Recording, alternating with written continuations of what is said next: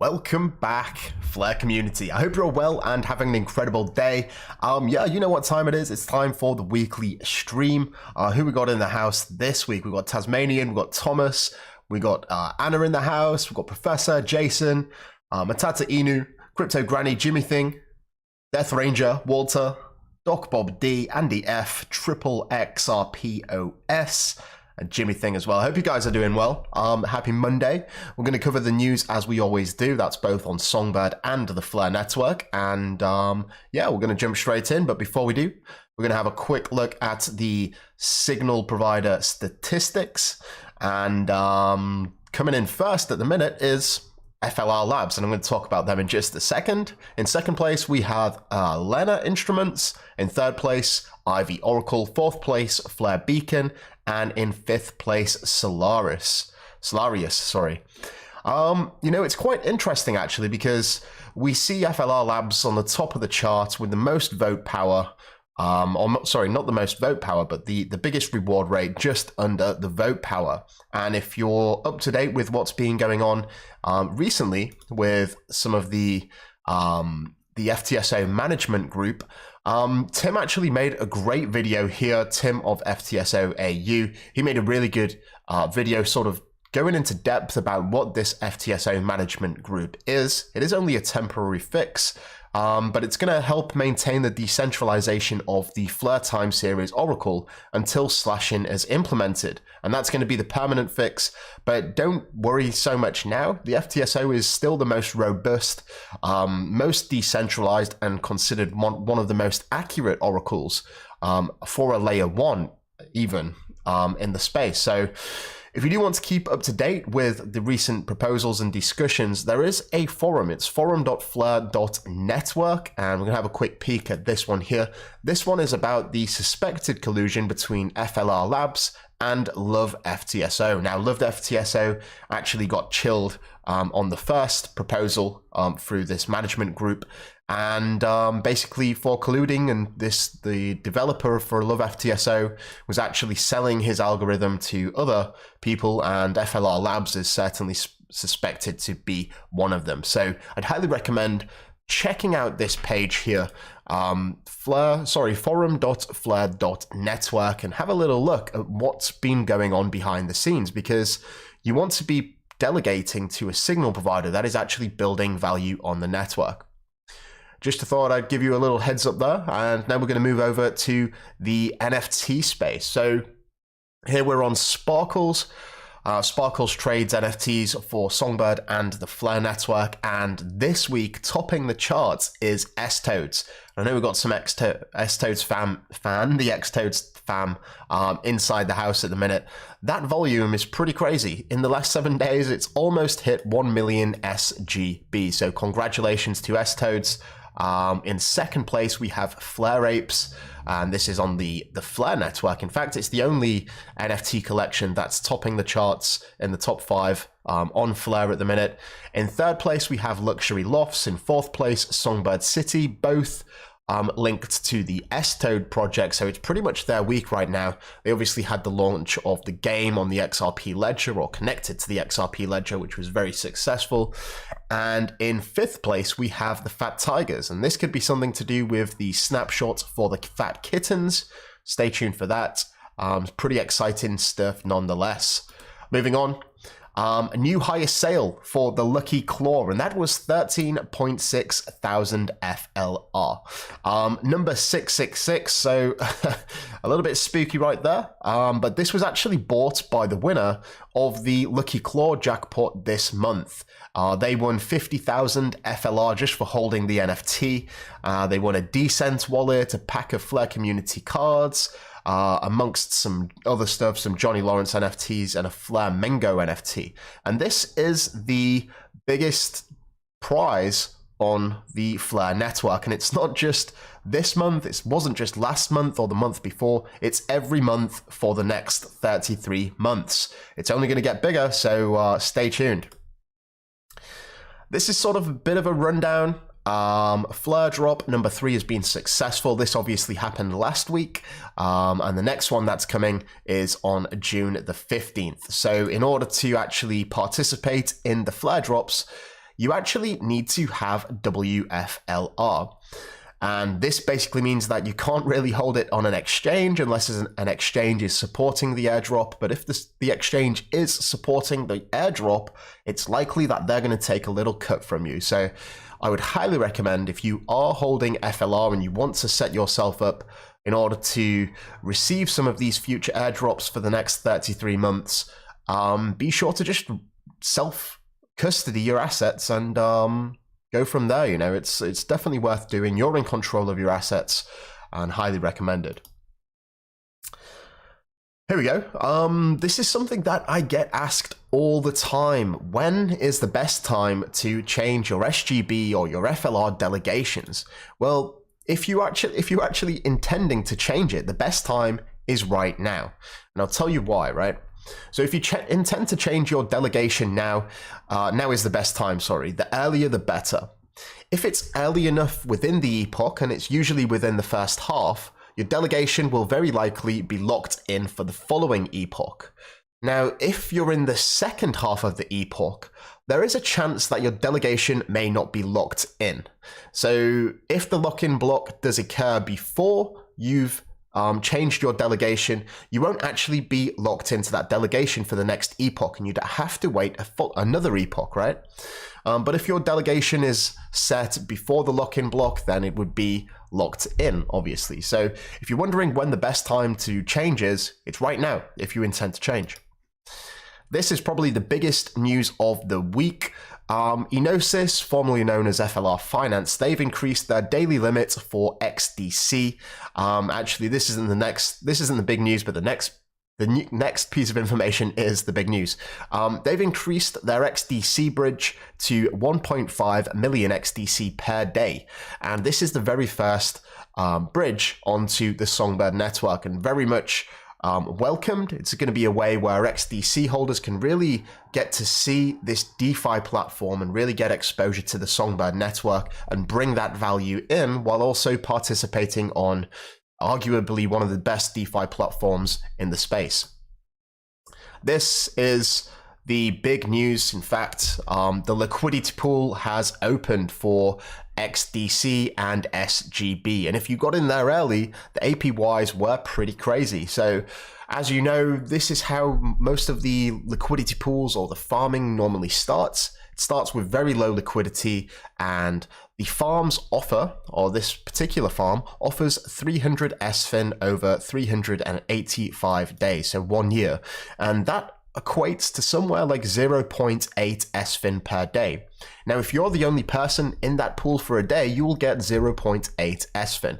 So this is a way that the APY on a farm just gradually decreases as more people join it. So if you are early, you can still get into this if you have some XDC and you wish to participate.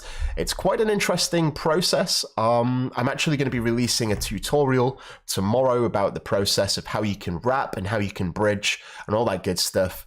And yeah, stay tuned for that. So if we go back here, because there was sufficient liquidity within this farm or within this pairing, they've actually enabled SGB and XDC. So that's like the experimental finance XDC, basically wrapped XDC on Songbird. It's now actually trading, which is obviously great. So I absolutely love that too. What else have we got here? Yeah, almost 2 million XDC has been paired to SGB and staked in the pool. You can see at the time Thanasimos sent this. He's a project manager for Enosis.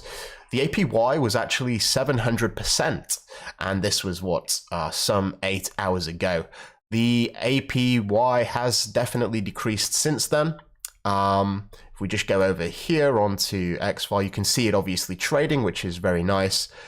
We've got the flare wrap. Last time I checked the actual pool, the APY was somewhere close to 270 APY, which is still pretty crazy, but it's likely only going to get lower from here. If you do want a guide on how to do this before I release the tutorial tomorrow, you can find that on help.flare.finance. This is their sort of knowledge base article where it runs you through the process. This is what I went through, and pretty easy to understand, pretty intuitive if you know what you're doing, but this sort of covers all the bases. And like I said, I will be releasing a video tomorrow on the full process. Bifrost are working on support. We already know that Solidify app has support. They've released a short video tutorial. Wow, Crypto Granny, it's 134% right now. That's pretty crazy. But yeah, like I said, it's only going to get lower. But the actual SGB, sorry, the SFIN emissions from this pool are actually quite high. I think it's, yeah, 0.8 per day. So Bifrost are planning to build support out for this bridge, which is pretty interesting and definitely welcomed. You know, the more wallets that can provide this functionality or this integration is obviously welcomed. But yeah, like I said, Solidify, they were first to jump on the bandwagon and get everything set up. And, you know, this bridge here, the XDC bridge, it's the first of many. You know, it's not just going to be this XDC bridge. I believe there is Ethereum in the works at the minute. But yeah, I'm definitely welcoming all of these new bridges and all of this value that can be brought from external networks onto Songbird. And obviously, this protocol, in addition to their DeFi suite, the Enosis DeFi suites, will all be coming to the Flare network too. And in fact, they're actually going through a big rebranding in terms of their user interface. And I'm hoping that's coming in the next couple of months. We'll have to stay tuned for that. I'll be sure to let you know as soon as I do.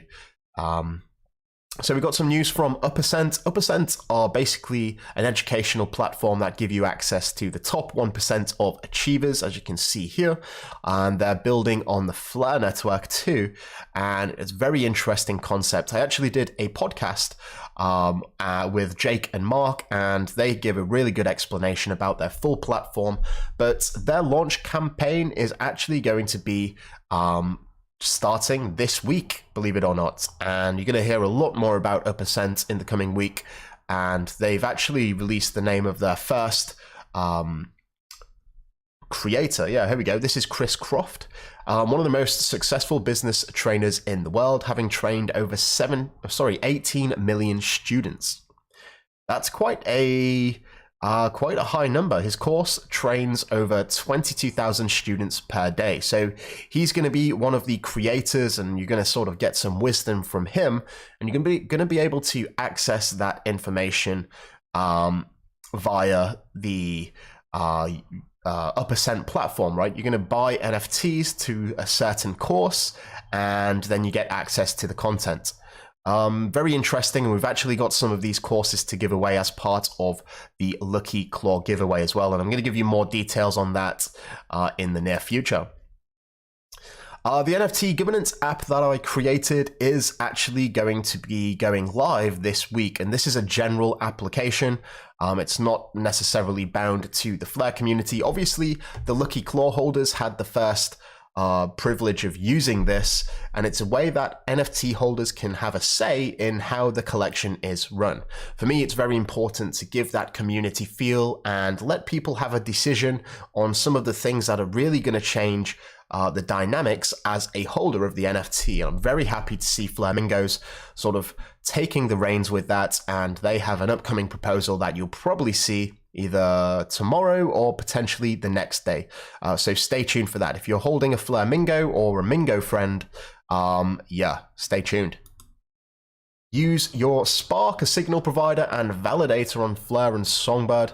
They're busy revamping their website, and they already had quite a good website from what I remember. This is a little sneak peek of what's to come.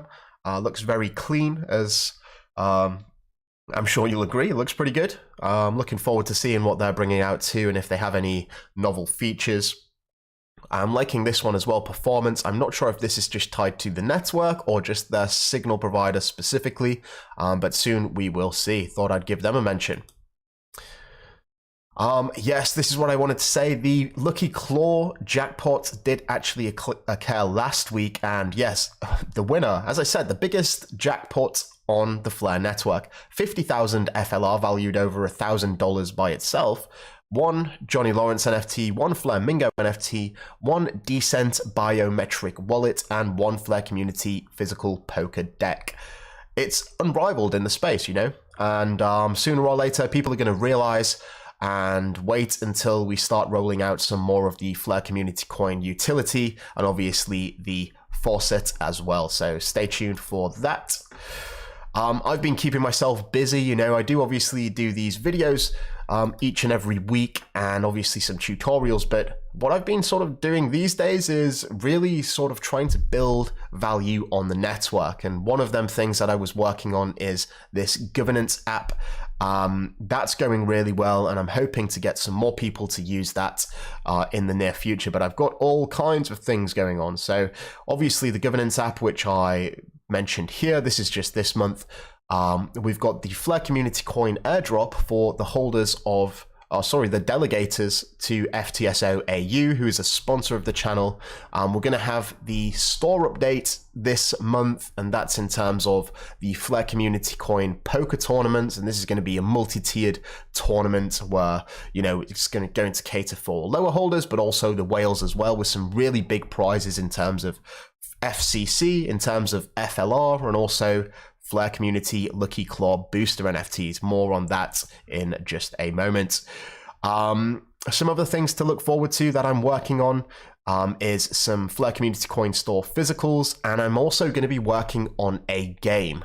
Now, this is going to be a very basic game, but I want this game to be part of a YouTube series where I can really talk to you about how you can build a game on blockchain. And this is the full package. It's the website, it's the front end, it's the back end, it's the smart contracts, all of that good stuff. I'm going to sort of break it down into maybe 10 different sections and walk you through the process of how I built this game. So I'm going to build this game, I'm going to record the process, and I'm going to release the game, and then I'm going to retroactively release this to release this on YouTube for anyone that may want to follow along and learn how to do it.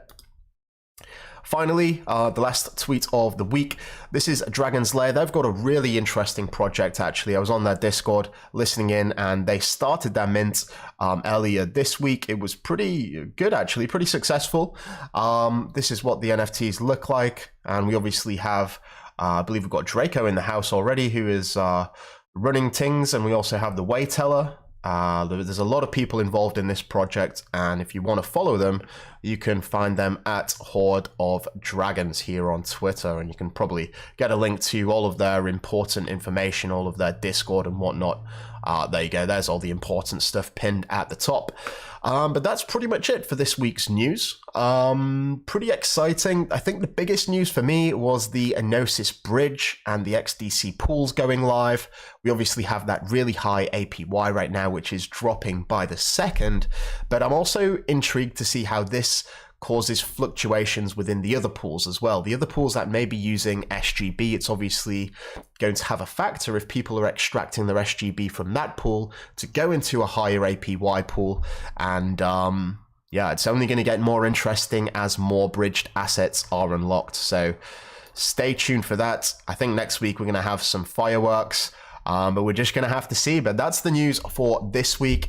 If you are a Patreon member, please feel free to come over to Discord. If you scroll right to the bottom here, we've got the Patreon call, which will probably stay on for about an hour today. I am a little bit busy, but more than happy to chat for about an hour. We also have the Thursday chats where we chat for a good old 2 hours, have a good old chinwag. But that's pretty much the news for this week. Yeah, so I'd like to thank you all so much for watching. I really do appreciate it. And if you do have a spare second to show some support for the channel, don't forget to like and subscribe. With that being said, please enjoy the rest of your week. Have an incredible day. And until next time, I'm out.